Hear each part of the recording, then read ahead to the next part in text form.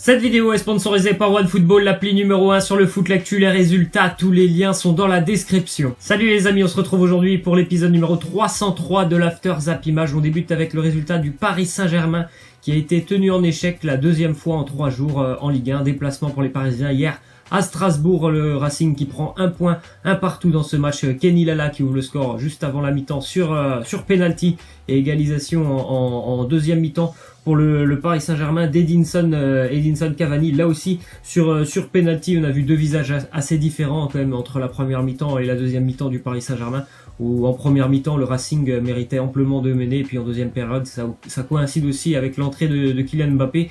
Le Paris Saint-Germain a eu énormément le ballon, le Racing a presque pas touché le ballon en deuxième période, et souvent les décalages sont partis de Kylian Mbappé. C'est d'ailleurs lui qui obtient le penalty. Enfin, il y avait quand même une équipe très remaniée du côté de Paris, donc on peut un peu expliquer quand même la première période plutôt mauvaise des Parisiens.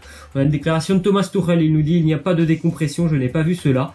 C'est normal, on ne peut pas attendre le même état d'esprit que contre Liverpool à chaque match.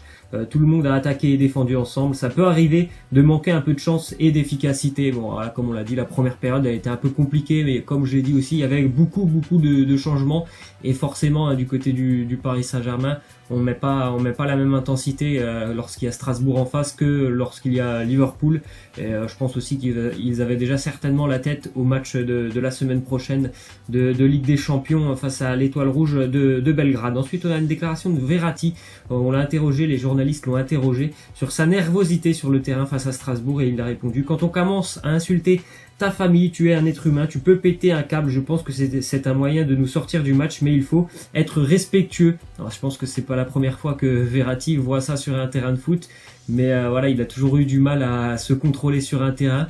Bon, certainement hier qu'il y a eu des mots des Strasbourgeois pour un peu sortir les Parisiens de leur match, et je pense que voilà, Verratti c'est quelqu'un qui très facilement tu peux le faire sortir de son match. Donc je pense que voilà, les Strasbourgeois ont un peu tenté bien évidemment de le faire sortir de son match, même si bon, bah, c'est pas beau de voir ça sur un terrain de foot. Voilà, c'est pas la première fois, loin de là, ça arrive très régulièrement ce genre de choses. Ensuite, on a une déclaration de Buffon, il nous parle de Cavani, il nous dit: Edinson est très lié avec l'Italie, il est très lié à Naples par l'amour du peuple napolitain. Il n'est pas insensible, mais je crois qu'en ce moment jouer au PSG lui donne sur le papier plus de chances d'atteindre son objectif, qui est de remporter la Ligue des Champions. Il me semble que oui, il aura plus de chances de remporter la Ligue des Champions avec le PSG qu'avec le Napoli. Mais après voilà, comme il l'a dit, il est vraiment très lié avec le Napoli, très lié avec l'Italie. C'est le pays qui l'a accueilli quand il est parti d'Uruguay pour venir en Europe. C'est l'Italie qui l'a accueilli, et à Naples il est quand même considéré presque comme un dieu du foot, Edinson Cavani. Je pense que beaucoup de supporters napolitains aimeraient le revoir jouer sous le maillot bleu du Napoli. Après bon, voilà, ça sera aussi après cette année, on verra s'il aura eu du temps de jeu, si son adaptation avec Neymar et Mbappé va progresser, parce que je pense que lui il a certainement envie de beaucoup plus, je pense, et peut-être qu'à la fin de l'année il y aura peut-être un départ pour Cavani. Ensuite, on a une déclaration de Vahid Halilhodžić, l'entraîneur nantais, à propos de Nantes-Marseille. Il nous dit: j'ai apprécié le comportement de tout le monde, c'est un peu une victoire référence, je leur avais demandé ça pour grandir. Pour avoir plus d'ambition, il faut gagner contre des équipes comme Marseille. Il faut continuer. Bon match de la part des Nantais qui s'impose face à l'Olympique de Marseille 3-2 après la gifle reçue vendredi dernier à Saint-Etienne 3-0. Il n'avait pas existé. Là, on a vu un tout autre visage des Nantais avec beaucoup d'implication, d'intensité. Et ils ont été très volontaires. Encore une fois, on a vu une équipe de guerriers comme le demande Vahid Halilhodžić, et l'OM tout simplement a été encore une fois hyper décevant. Donc une victoire, je pense, qui peut vraiment servir pour le FC Nantes pour la suite du championnat. Une déclaration de Dimitri Payet, il nous dit: la crise, on n'en est pas loin. C'est le pire des scénarios, il va falloir tirer la sonnette d'alarme. Donner 3 buts comme ça, ce n'est pas normal. Bon, tirer la sonnette d'alarme, ça fait plus de 2 mois qu'on entend ça. À chaque fois qu'il y a une défaite, vous avez une déclaration après le match de Dimitri Payet ou alors de Florian Thauvin qui disent à chaque fois, ils sont en train de dire: il faut tirer la sonnette d'alarme, il faut qu'on se pose les bonnes questions, toujours ce genre de choses. Puis il y a rien qui évolue du côté de Marseille. Encore une fois hier, défensivement, c'est incroyable. L'Olympique de Marseille est quand même vraiment en grande difficulté défensivement. Bon, Rolando, on peut pas trop lui en vouloir, il a été longuement blessé, il est de retour. Là, il y avait Camara, des fois il est là, des fois il est pas là, donc voilà, il y a jamais de stabilité aussi dans la défense marseillaise, donc ça peut expliquer les résultats. Mais c'est vrai qu'hier ils ont été vraiment passifs sur je crois le premier but nantais, ils sont hyper passifs, et le troisième but aussi, ils sont vraiment passifs, la défense marseillaise. Ensuite, on a une déclaration de Jean-Michel Aulas qui a dit tout simplement qu'il allait rapidement rencontrer Nabil Fekir pour parler prolongation de contrat, lui qui est lié au club jusqu'en 2020. Voilà, bon après, voilà, il y aura peut-être une prolongation, ce qui ne veut pas dire que Fekir quittera pas le club à l'été prochain. On sait très bien que voilà, il a certainement Jean-Michel Aulas envie de le vendre à un très très bon prix.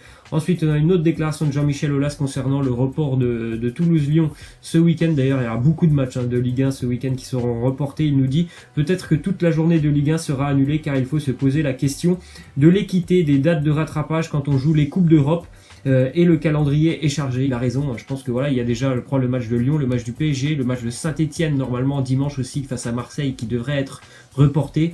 Voilà, autant reporter toute la journée, et comme il l'a dit, ça pose un problème d'équité, notamment pour les équipes européennes. Si elles jouent tous les 3 jours l'année prochaine, et ben voilà, faudra trouver encore une fois une date de plus pour rejouer ce match. Ensuite, on a donc, d'après la Gazzetta italienne, les Girondins de Bordeaux qui souhaiteraient acheter Yann Caramo à l'Inter Milan. Les Girondins auraient transmis une offre de 15 millions d'euros, une offre refusée par les interistes. Voilà, et je pense que franchement là il est en train de vraiment retrouver toutes ses sensations avec les Girondins de Bordeaux.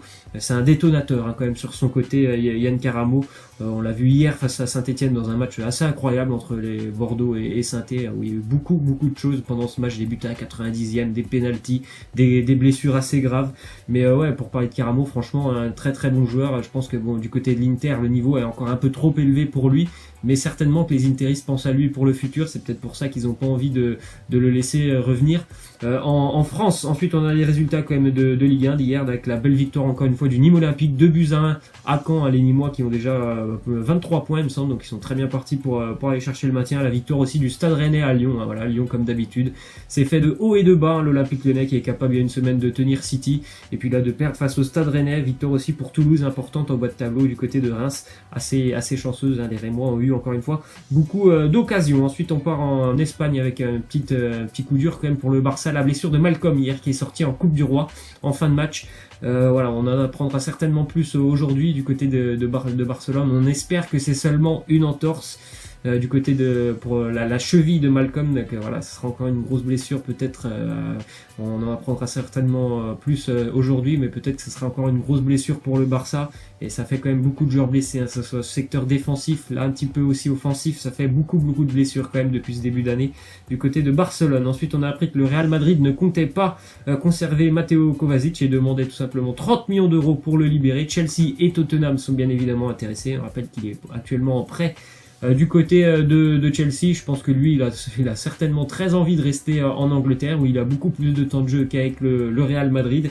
Et voilà, je pense que le Real va le laisser partir si Chelsea est prêt à mettre 30 millions d'euros. Ensuite, on a appris que Divock Origi, l'attaquant de Liverpool, était sur la shortlist du Betis Séville en Espagne. Lui aussi, c'est très compliqué du côté de Liverpool. Il a marqué ce week-end face à Everton lors du derby. Ça a certainement fait remonter sa cote, puisqu'hier, il a joué aussi avec Liverpool à Burnley. Mais bon, avant ces deux matchs, il n'avait quand même pas joué ne serait-ce qu'une minute avec Liverpool cette année. Ensuite, on a une déclaration de José Mourinho. Il nous dit on est à 8 points du 4e. Je ne pense absolument pas qu'on ait besoin d'un miracle. Il nous faut une bonne série. Manchester a été tenu en échec à domicile par Arsenal, 2 buts partout hier. Donc comme il le dit, ils sont à 8 points quand même des places qualificatives pour la Ligue des Champions, les Mancuniens. Voilà, ils ont des matchs importants. On sait qu'il y aura le Boxing Day, donc il y aura énormément de matchs en Première Ligue jusqu'à la fin de l'année. Comme il le dit, il faut vraiment faire une bonne série, mais voilà, ils sont encore une fois très mal partis pour se qualifier en Ligue des Champions. Je crois que d'ailleurs dans une semaine, ils se déplacent à Liverpool. Voilà, ça sera compliqué, mais pendant le Boxing Day, ils ont quand même des matchs, il me semble, relativement abordables. Newcastle, enfin ce genre d'équipe de bas de tableau. D'ailleurs, Newcastle, on en parle, le président et propriétaire de Newcastle, Mike Ashley, qui a dit qu'il avait reçu 4 propositions de rachat pour le club supérieures à 300 millions d'euros. Je pense vraiment que Newcastle, c'est un club qui mérite vraiment d'avoir un investisseur qui puisse vraiment construire une très belle équipe. Il y a tout à Newcastle, il y a un stade, il est énorme, le stade de Newcastle, il est toujours rempli. Donc il y a vraiment des fans qui sont qui suivent vraiment leur équipe. Le seul problème, c'est que l'équipe elle est mauvaise quoi, sur le terrain. Mais je pense que voilà, s'il y a un investisseur qui aimerait vraiment investir dans un club en Angleterre, Newcastle peut être une bonne équipe. Ensuite, on a le nouvel entraîneur de Southampton, c'est Ralph Hasenhüttl. C'est l'ancien entraîneur du RB Leipzig. Il a fait de très bonnes choses les 2 dernières saisons avec Leipzig. Il a tenté une mission assez délicate à sortir Southampton de la zone de relégation, notamment de la dernière place. Ensuite, on a une déclaration de Uli Hoeneß, président du Bayern Munich, qui nous dit « À 33 ans, Ronaldo nous aurait coûté plus de 100 millions d'euros. S'il avait eu 24 ans, j'aurais dépensé cette somme les yeux fermés. » Je sais pas, on verra par la suite, mais il me semble que 100 millions d'euros pour Ronaldo, 33 ans, on voit quand même que physiquement c'est un monstre. Je pense que c'était un risque à prendre, la Juventus l'a pris et il me semble que pour le moment il est plutôt payant ce risque. Ensuite on a appris que le match entre Lyon et le Shakhtar de Ligue des Champions la semaine prochaine, la finale, aura bien lieu en Ukraine, à Kiev, la capitale de l'Ukraine. Donc voilà, je pense qu'il y aura tout le peuple ukrainien qui sera derrière la cause du Shakhtar pendant ce match. Ce sera un déplacement compliqué bien évidemment pour l'Olympique lyonnais. Ensuite hier en Coupe du Roi en Espagne encore une fois, Karl Toko Ekambi, l'ancien joueur de Ligue 1, il a inscrit un quadruplé, premier joueur du 21e siècle de l'histoire de Villarreal à inscrire 4 buts. Victoire pour Villarreal 8-0 face à Almeria. Et on va terminer avec la question de fin. Vous êtes plutôt l'équipe Silva ou l'équipe Paul? Laissez-moi en commentaire. Moi, je suis plutôt l'équipe Paul avec notamment Scholes ou encore Pogba. Et puis Paulo Dybala. Laissez-moi en commentaire tout ça. Moi, je vous laisse et je vous dis à demain. Ciao!